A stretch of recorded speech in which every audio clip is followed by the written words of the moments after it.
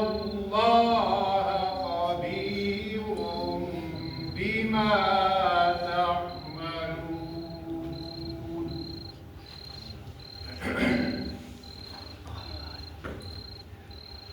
ولا تكونوا كالذين نسوا الله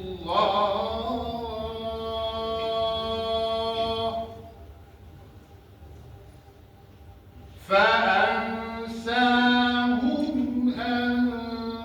أنفسهم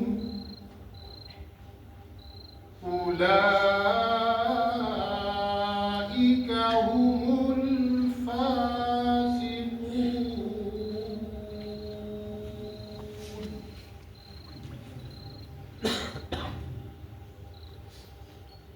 لا يستوي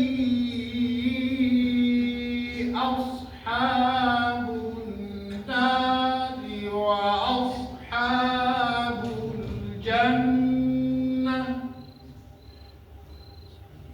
أصحاب الجنة هم الفائزون.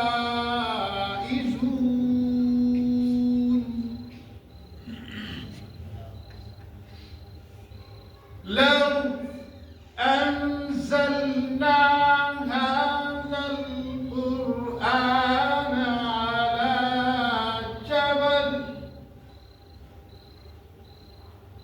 على جبل لرأيته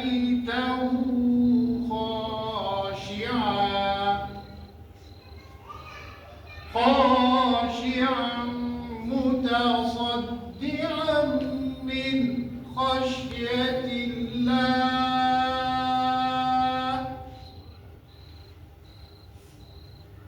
وتلك الأمثال نضربها للناس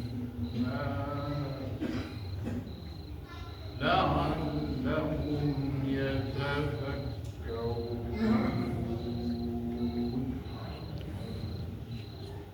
صدق الله